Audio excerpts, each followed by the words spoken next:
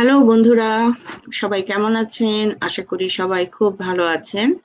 আজ আমরা চলে আসলাম যে সত্য বলা হয়নি সেই সত্যগুলি বলতে।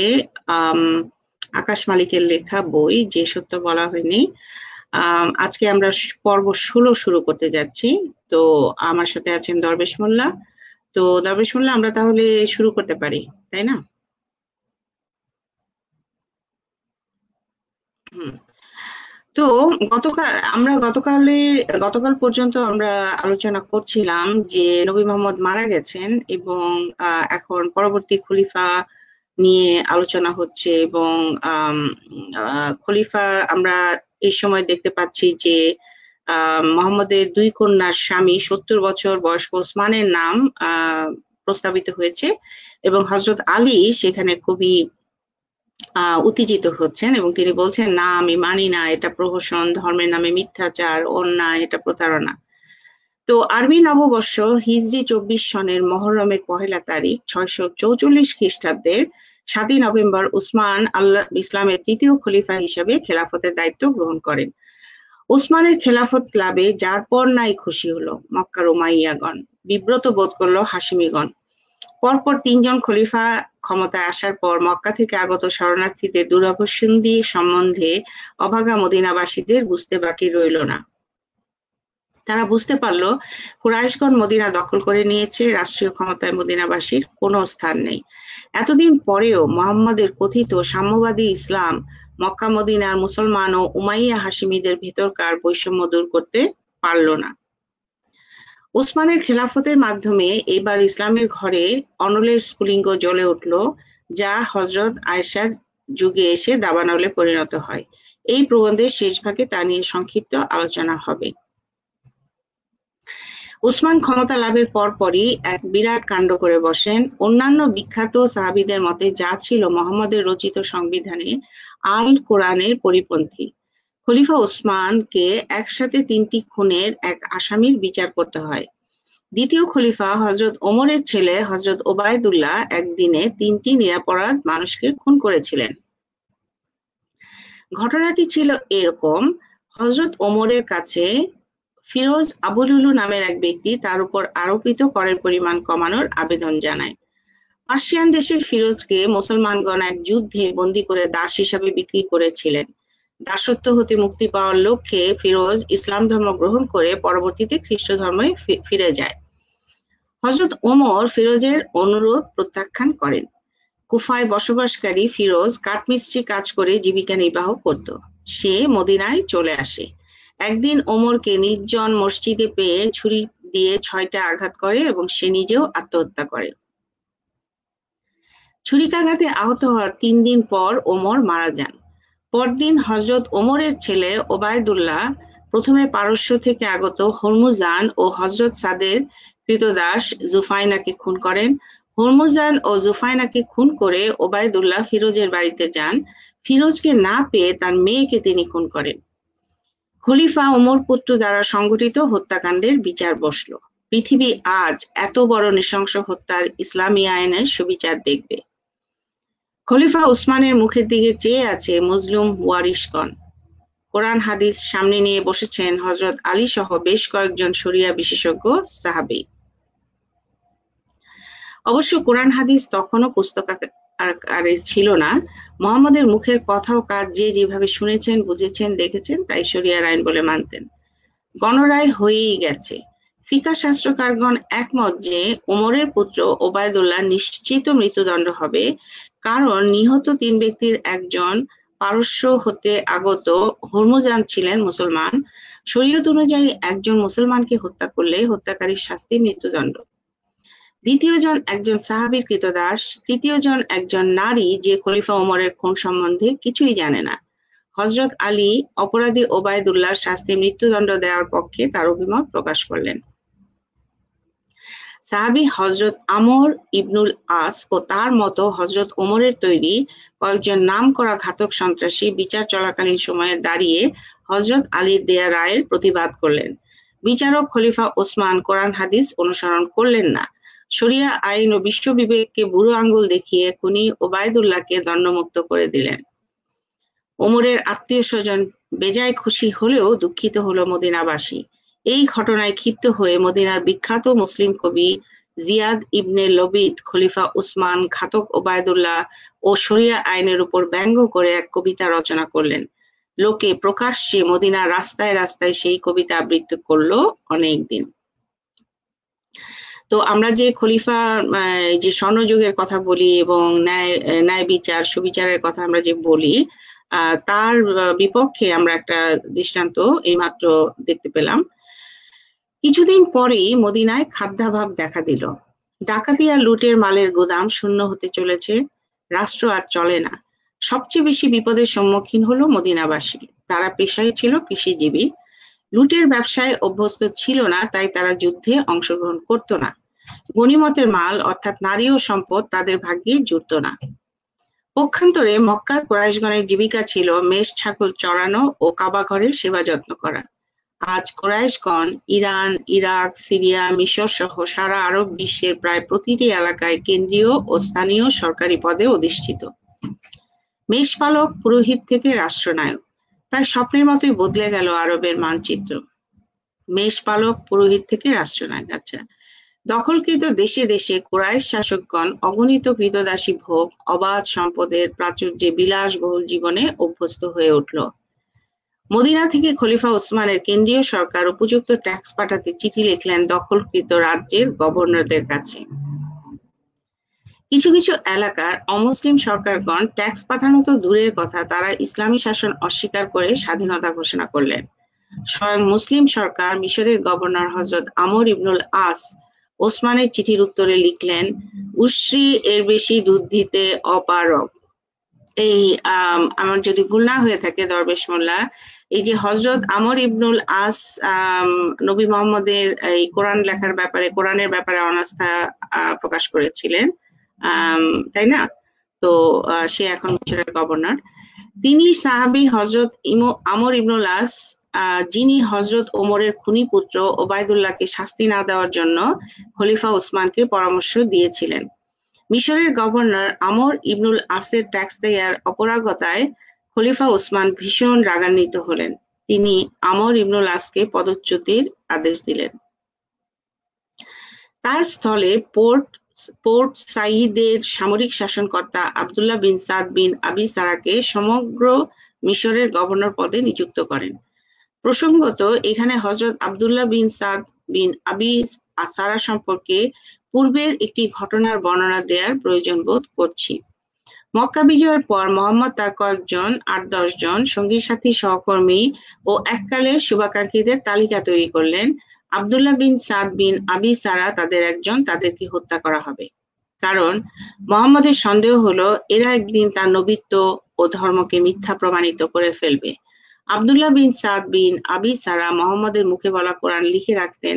মোহাম্মদ মাঝে মাঝে একই ঘটনার পুনরাবৃত্তি করতে গিয়ে ঘটনায় কিছু কিছু পরিবর্তন করে ফেলতেন এবং আবদুল্লাহ বিন সাদ সেটা ধরে ফেলতেন। আবদুল্লাহ বিন সাদের কপাল ভালো যে হযরত ওসমান বিষয়টি আগেই টের পেয়েছিলেন। আবদুল্লাহ বিন সাদ ছিলেন খলিফা ওসমানের পালিত ভাই। উসমান মোহাম্মদের কাছে আবদুল্লাহ বিন সাদের প্রাণ ভিক্ষা চাইলেন। মোহাম্মদের আদেশ পেয়ে আবদুল্লাহ বিন সাদকে হত্যার জন্য ঘাতক শানিত তরবারি হস্তে তার শিরোপরে দণ্ডায়মান ছিল, কিন্তু মোহাম্মদ তার ২ মেয়ের স্বামী জামাতা উসমানের অনুরোধ উপেক্ষা করে অঙ্গুলি নির্দেশ করতে পারলেন না। আবদুল্লাহ বিন সাদ প্রাণ ভিক্ষা পেলেন। মোহাম্মদের একসময়ের প্রিয়ভাজন ও বিশ্বস্ত কোরআন লেখক আবদুল্লাহ বিন সাদের অপমানের প্রমাণ আজও কোরআনে আছে। হযরত আব্দুল্লাহ ইবনে আল বাদাউই তার তাফসীর গ্রন্থ আনোয়ার আল তানজিল ওয়া আসরার আল তাওয়িল কে বর্ণনা করেন, একদিন মোহাম্মদ সূরা আল মুমিনুনের ১২ থেকে ১৪ পর্যন্ত বাক্যগুলি লেখার জন্য আবদুল্লাহ বিন সাইদকে বললেন। বাক্যগুলি ছিল, আর আমরা নিশ্চয়ই মানুষকে সৃষ্টি করেছি কাদার নির্যাস থেকে, আয়াত ১২। তারপর আমরা তাকে বানাই শুক্রকীট এক নিরাপদ অবস্থান স্থলে, আয়াত ১৩। তারপর আমরা শুক্রকীটকে তৈরি করেছি একটি রক্তপিণ্ডে, তারপর রক্তপিণ্ড থেকে মাংসপিণ্ড তৈরি করেছি, তারপর মাংসপিণ্ড থেকে হাড় তৈরি করে অতঃপর হাড়গুলিকে মাংস দ্বারা আবৃত করেছি, অবশেষে তাকে নতুন রূপে দাঁড় করিয়েছি, আয়াত ১৪। মোহাম্মদ 14 নম্বর বাক্য এতটুকু বলার পর আব্দুল্লাহ বিন সাদ তার সাহিত্যিক ভাষায় বলে উঠলেন, নিপুণতম সৃষ্টিকর্তা আল্লাহ কত কল্যাণময়। মোহাম্মদ বললেন, এই বাক্যটাও লাগিয়ে দাও। আব্দুল্লাহ বিন সাদ হতবাক হয়ে গেলেন, মনে মনে বললেন, বিষয়টা কি? আমার মুখের কথা আল্লাহর বাণী হয় কিভাবে? আরেকবার এক আয়াতের শেষে মোহাম্মদ যখন বললেন, এবং আল্লাহ পরাক্রমশালী ও বিজ্ঞ, আরবিতে আজিজ ও হাকিম, আব্দুল্লাহ বিন সাদ পরামর্শ দিলেন, এবং আল্লাহ সব জানেন ও বিজ্ঞ, আলিম ও হাকিম লেখার জন্য। মোহাম্মদ কোনো আপত্তি করলেন না, তিনি রাজি হয়ে গেলেন। কোরআনের 23 নম্বর সূরা আল মুমিনুন এবং 14 নম্বর আয়াতের শেষ অংশ, ফাতাবা রাকাল্লাহু আহসানুল খালিকিন, বাক্যটি আব্দুল্লাহ বিন সাদের মুখনিসৃত কথা। এবার আব্দুল্লাহ বিন সাদ নিশ্চিত হয়ে গেলেন যে কোরআন মোহাম্মদ লিখছেন এসব কোনো ঐশী বাণী নয়। তিনি ইসলাম ধর্ম ত্যাগ করে মোহাম্মদ থেকে দূরে সরে গেলেন। মোহাম্মদের নবীত্বে সন্দেহ করার পর মক্কা বিজয়ের আগ পর্যন্ত আব্দুল্লাহ বিন আবি সারা ইসলাম গ্রহণ করেননি। মক্কা বিজয়ের পর ইসলাম গ্রহণ ছাড়া তার প্রাণে বাঁচার আর কোনো উপায় ছিল না। একই অবস্থা হয়েছিল মুয়াবিয়ার পিতা আবু সুফিয়ানের বেলাও। তো এখানে ঘটনাটা বলা হয়েছে, এটা হলো জিহাদ, কিতাব আল জিহাদ অফ সুমান আবু দাউদ। এবার এখানে সাহাবী হযরত আমর ইবনুল আসের পরিচিতি জেনে নিলে পরবর্তী ঘটনা বুঝতে সুবিধা হবে। হযরত ওমর যখন ইরাক দখলের ইচ্ছা প্রকাশ করলেন, লোকে বলল আবু বকরের আমলের সেনাপতি খালিদ বিন ওলীদ ছাড়া ইরাক দখল করা সম্ভব হবে না। ওমর বললেন, খালিদ বিন ওলীদের চেয়েও বিচক্ষণ শক্তিশালী সেনাপতি আমার আছে। তিনি হযরত আমর ইবনুল আসের প্রতি ইঙ্গিত করেছিলেন। আমর ইবনুল আস শুধু ইরাকই নয়, পশ্চিম সিরিয়া, জেরুজালেমও দখল করে নেন। হযরত ওমর খুশি হয়ে তাকে মিশর দখল করার দায়িত্ব দেন। মিশর ও আলেকজান্দ্রিয়া দখল করে আমর ইবনুল আস প্রমাণ করে দিলেন যে তিনি খালিদ বিন ওলীদের চেয়েও পরাক্রমশালী যোদ্ধা। আলেকজান্দ্রিয়া দখল করে আমর ইবনুল আস খলিফা ওমরকে চিঠি লিখলেন, আমিরুল মুমিনিন, আজ আমি এমন একটি জাতিকে আপনার দাসত্ব স্বীকারে বাধ্য করলাম যারা আপনার কোনোদিন পরাধীনতা সহ্য করতে পারে না। এমন একটি নগরী আপনার পদতলে উপহার দিলাম যে নগরীতে 4000 প্রাসাদ ও 4000 হাম্মাম অর্থাৎ গোসলখানা রহিয়াছে, 400 ভোজনাগার ও প্রমোদালয় আছে, যেখানে সে গ্রিক রাজপুত্রগণ পানাহার ও চিত্তরঞ্জন করিত। এই নগরীর এক প্রান্তে সুপ্রসিদ্ধ সিরাপিয়াম, যার ভিতরে দেবী সিরাপার মন্দির ও আলেকজান্দ্রিয়ার সুপ্রসিদ্ধ পাঠাগার অবস্থিত। অপর প্রান্তে বিখ্যাত সিজারের মন্দির, যাহা মিশর বিজয়ী খ্যাতনামা জুলিয়াস সিজারের সম্মানে রানী ক্লিওপেট্রা কর্তৃক নির্মিত হইয়াছিল। চিঠি পেয়ে ওমর যার পণ্যায় খুশি হলেন। 14 মাস যুদ্ধ করে আমর ইবনুল আস রোম সাম্রাজ্যের প্রাণকেন্দ্র আলেকজান্দ্রিয়া দখল করেন হিজরি 20 সনে। গ্রিকগণ এই পরাজয় মেনে নিতে পারল না। তাদের সম্রাট হেরাক্লিয়াসের মৃত্যুর পর তার মেয়ে আলেকজান্দ্রিয়া পুনরুদ্ধারের প্রস্তুতি নেন। 5 বছর পর হিজরি 25 সনের কথা। ইতিমধ্যে ওসমান কর্তৃক আমর ইবনুল আস মিশরের শাসন কর্তৃত্ব হতে ক্ষমতাচ্যুত হয়ে গেছেন। গ্রিক সম্রাট কনস্টান্টাইন 1 বছরের মধ্যে শুধু আলেকজান্দ্রিয়া থেকে দখলদার মুসলিমদিগকে বিতাড়িত করেননি, সমগ্র মিশরকেও মুসলিম শাসনমুক্ত করে ফেলেন। বিপদে পড়লেন খলিফা ওসমান। বাধ্য হয়ে আবার সাহাবী আমর ইবনুল আসের শরণাপন্ন হলেন এবং মিশর পুনরুদ্ধারের অনুরোধ জানালেন। প্রায় বিনা যুদ্ধেই আমর ইবনুল আস মিশর ও আলেকজান্দ্রিয়া পুনরায় মুসলমানদের দখলে নিয়ে আসেন।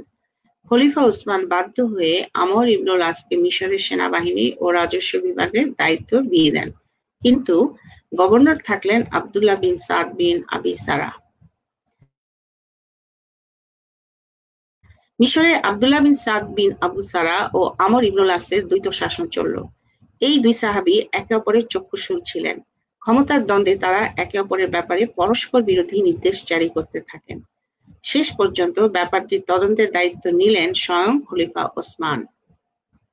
হযরত আব্দুল্লাহ বিন সাদের অভিযোগ হলো, হযরত আমর ইবনুল আস গ্রিকদের সাথে যুদ্ধকালে আলেকজান্দ্রিয়া দখল করে সাধারণ মানুষের বাড়িঘর লুণ্ঠন করে প্রচুর মালামাল আত্মসাৎ করেছেন। অনেক গ্রিক নারীকে তার ব্যক্তিগত দাসী রূপে রেখে দিয়েছেন এবং জনগণের কাছ থেকে জোরপূর্বক মাত্রাতিরিক্ত কর আদায় করছেন।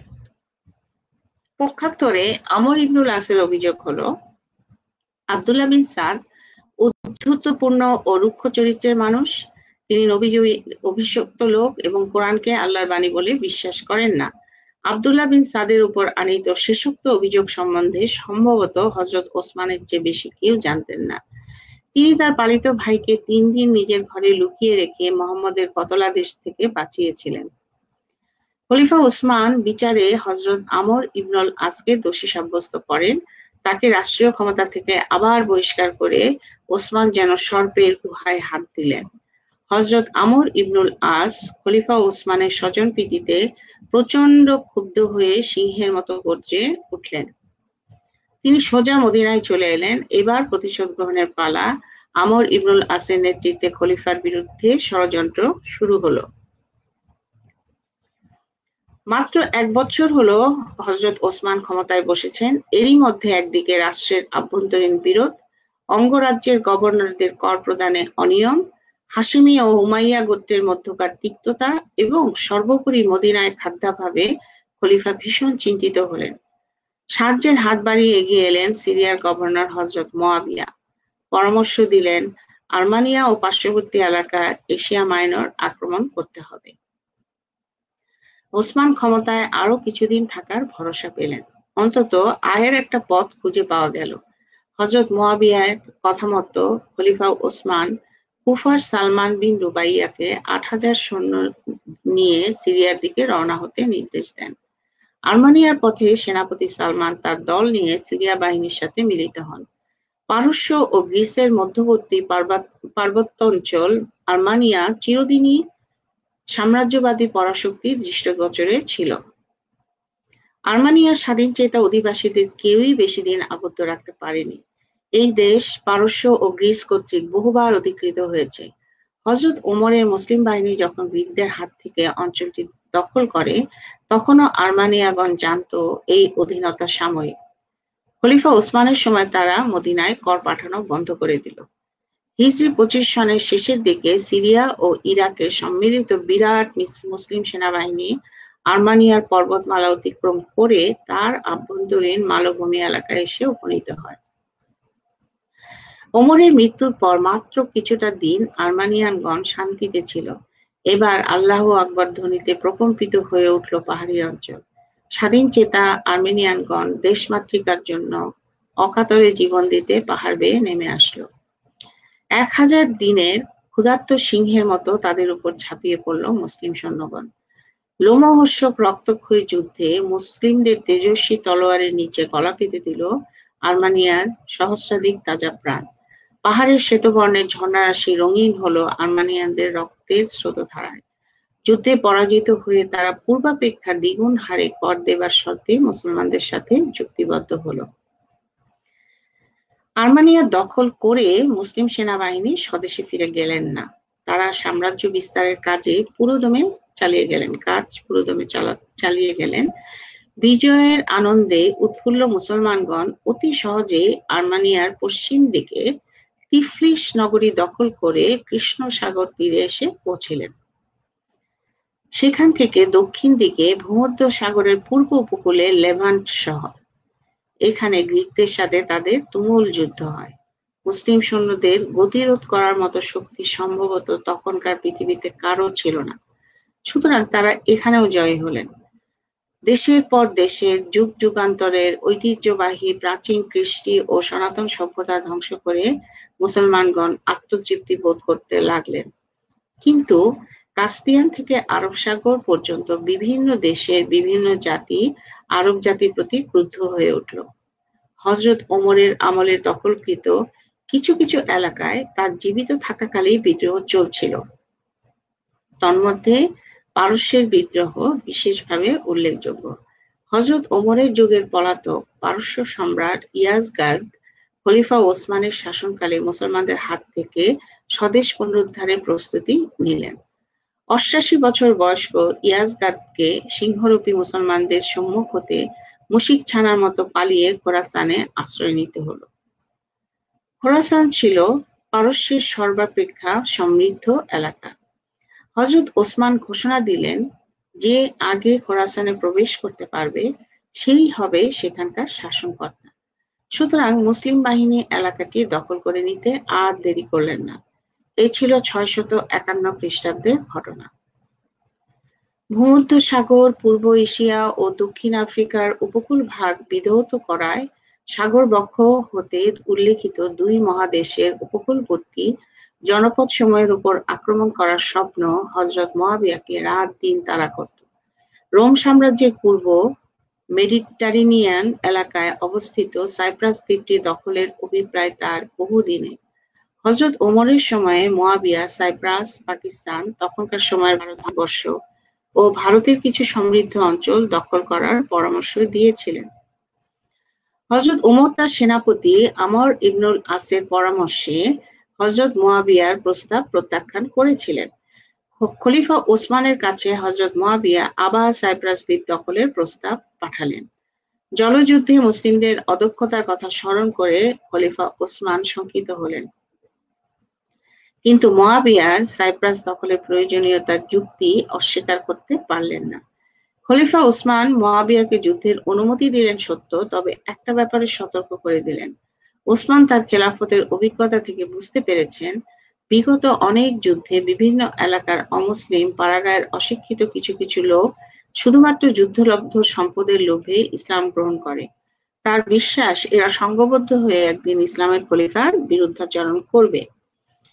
খলিফার এই বিশ্বাস মোটেই অমূলক ছিল না। ইসলামের ইতিহাস সাধারণ মানুষের মনে এই বিশ্বাসেরই জন্ম দিয়েছিল যে যুদ্ধই জীবিকা নির্বাহের উত্তম উপায়।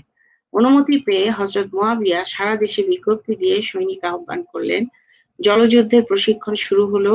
রাজধানীতে মানুষ দলে দলে সৈনিকের খাতায় নাম লেখানোর তোড়জোড় পড়ে গেল। কিছুদিনের মধ্যেই বিরাট শক্তিশালী নৌবহর গড়ে উঠল। হযরত আব্দুল্লাহ বিন কায়েস আল হারিসের নেতৃত্বে হিজরি ২৮ সনে মুসলিম বাহিনী সাইপ্রাস উপকূলে এসে উপনীত হলেন। গ্রিক নৌবাহিনীর সাথে পরদিন শুরু হলো ভয়াবহ যুদ্ধ।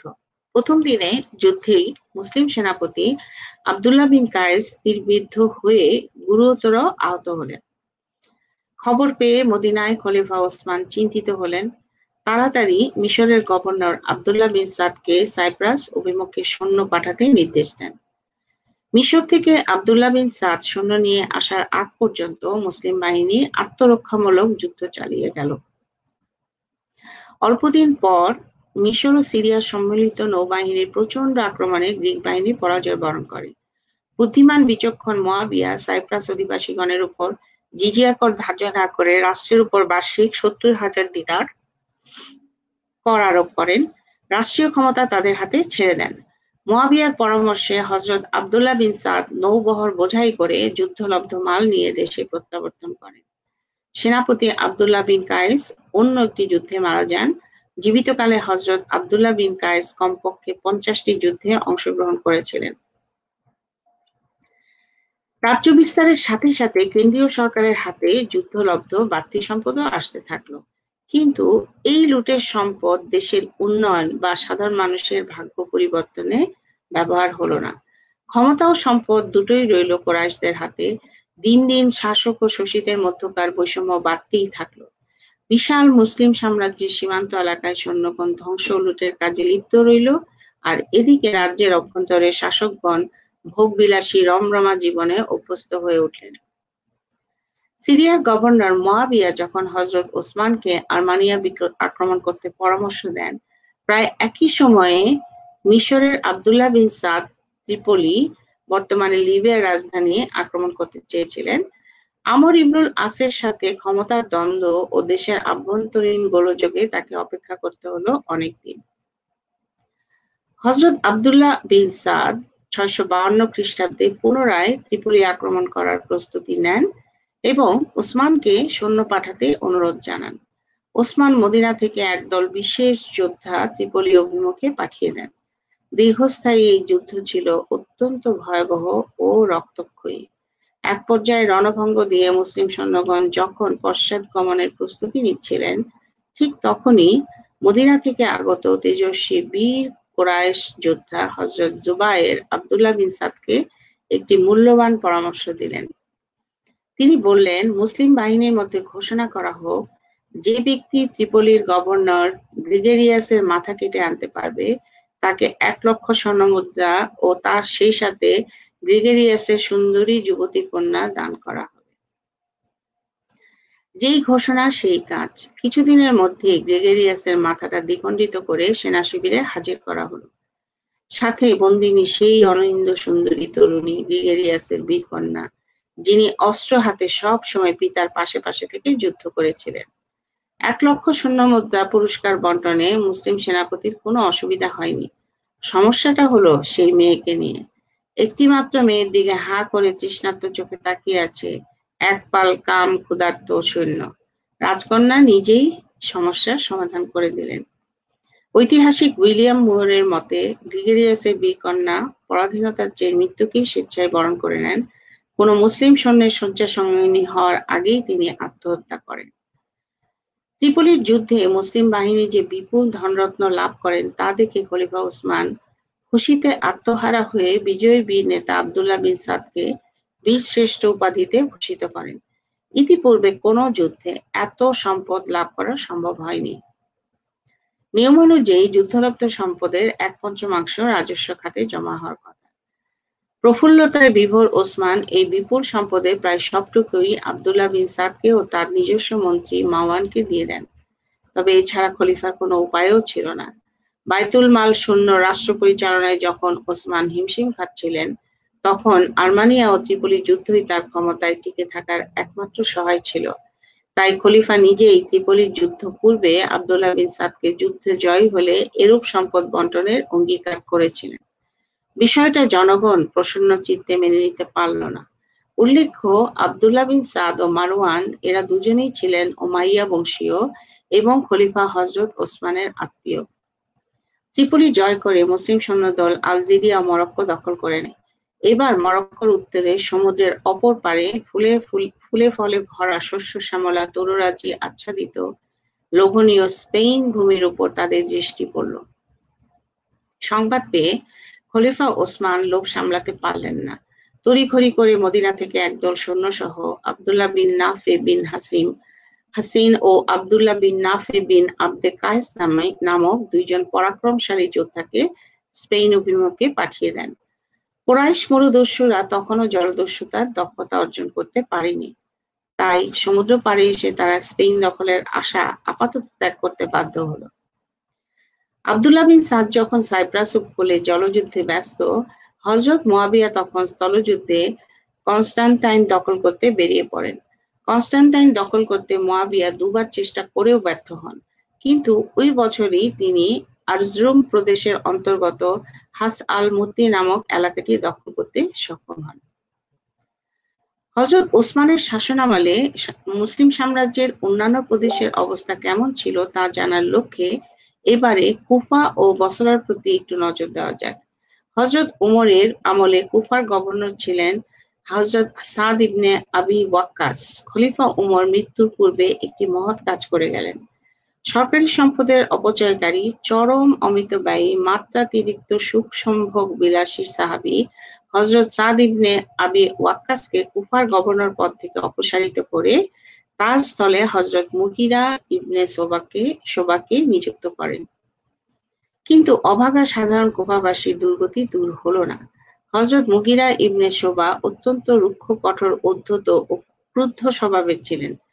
তার বৈষম্যমূলক অশ্লীল আচরণ, ব্যক্তিকেন্দ্রিক চরিত্র ও জনগণের প্রতি চরম অবজ্ঞার খবর খলিফা ওসমানের কানে পৌঁছালে তিনি অতিষ্ঠ হয়ে মুগিরা ইবনে শোবাকে গভর্নর পদ থেকে বরখাস্ত করলেন। কিন্তু জনগণকে হতাশ করে হযরত ওসমান আবার সেই সুখ সম্ভোগ বিলাসী সাহাবী হযরত সাদ বিন আবি ওয়াক্কাসকে উক্ত পদে নিযুক্ত করেন। হযরত সাদ সুযোগ বুঝে পূর্বের চেয়েও অধিক বিলাসী হয়ে উঠলেন। শুধু তাই নয়, এবারে তিনি বায়তুল মাল থেকে বিপুল পরিমাণের সরকারি অর্থ আত্মসাৎ করে বসলেন। তখন বায়তুল মালের কোষাধ্যক্ষ ছিলেন সাহাবী হযরত আব্দুল্লাহ ইবনে মাসউদ। উল্লেখ্য, বর্তমান কুফার গভর্নর সাদ ইবনে আবি ওয়াক্কাস ইসলাম পূর্ব মক্কায় আকাবা ইবনে আবু মুইতের ছাগল রাখাল ছিলেন। বাইতুল মালের অর্থ নিয়ে গভর্নর ও কোষাধ্যক্ষের মধ্যে প্রবল মনোমালিন্য ও ঝগড়া হলো। একে অন্যের প্রতি গালাগালি, রূঢ় ব্যবহার এমন পর্যায়ে পৌঁছল যে শেষ পর্যন্ত গভর্নরের বিরুদ্ধে টাকা আত্মসাৎ করার অভিযোগ খলিফা ওসমানের দরবারে উপস্থাপিত করা হলো। বিচারে হযরত সাদ দোষী সাব্যস্ত হলেন। এবার কুফার গভর্নর পদে যিনি নিযুক্ত হলেন তিনি হলেন খলিফা ওসমানের বৈপিত্রীয় ভাই খ্যাতনামা বীর ওলীদ ইবনে ওকবা। আগুন ধরে গেল কুরাইশ হাশেমি গোত্রের গায়ে। কুফার নবনিযুক্ত শাসনকর্তা ওলীদ ইবনে ওকাবা ছিলেন নবীজি মুহাম্মদের প্রাণের শত্রু ওকবার পুত্র। নবীজির সাথে একবার একটি ঘটনা কুফাবাসীর জানা ছিল। এক যুদ্ধে মুসলিম সৈন্যদের হাতে ওকবা বন্দী হয়ে ঘৃণা ও তাচ্ছিল্য ভরা সুরে নবীজিকে প্রশ্ন করেছিলেন, তিনি মারা গেলে অর্থাৎ ওকবা মারা গেলে তার সন্তানগণ কি খাবে? উত্তরে নবীজি বলেছিলেন, দোজখের আগুন খাবে। সেই ওকবার ছেলে ওলীদকে অসৎ চরিত্রের লোক হিসেবে মানুষ আগে থেকেই জানত। ক্রোধে ঘৃণায় কুফাবাসী বারবার খলিফা ওসমানের কাছে অভিযোগ করেও কোনো ফল পেল না। ওলীদের কঠোর দমননীতির সামনে সাধারণ মানুষ মাথা নত করতে বাধ্য হলো। অন্যায়, অত্যাচার আর স্বেচ্ছাচারিতার চূড়ান্ত সীমায় এসে হযরত ওলীদ একদিন জনতার ফাঁদে ধরা পড়ে যান। মদ্যপানে অভ্যস্ত হযরত ওলীদ নেশাগ্রস্ত হয়ে একদিন এমনভাবে ঘুমিয়েছিলেন যে কিছু লোক তার হাতের আঙ্গুল থেকে রাষ্ট্রীয় সিলযুক্ত একটি আংটি খুলে অসৎ চরিত্রের প্রমাণস্বরূপ মদীনায় খলিফার কাছে নিয়ে যায়। তাছাড়া তিনি একদিন নেশায় বিভোর হয়ে মসজিদের ইমামতির সময় ফজরের নামাজ ফরজ 2 রাকাতের জায়গায় 4 রাকাত পড়িয়েছেন বলেও তারা খলিফার কাছে অভিযোগ করে। এই নিয়ে সারা দেশে বিক্ষোভ ঠেকাতে খলিফা বাধ্য হয়ে হযরত ওলীদকে পদচ্যুত করেন। এরপর থেকে হযরত ওলীদ আর কোনোদিন খলিফা ওসমানকে সুনজরে দেখেননি। এবার খলিফা ওসমান কুফার মসনদে বসালেন কুরাইশ বংশের তরুণ বীর যোদ্ধা হযরত সাইদ বিন আল আসকে। এই ব্যক্তির ভেতর কুরাইশ সুলভ অমানবিক দুশ্চরিত্রের অভাব মোটেই ছিল না। হ্যাঁ দরবেশ মোল্লা, আজকে তাহলে আমরা এখানে আপাতত রাখি।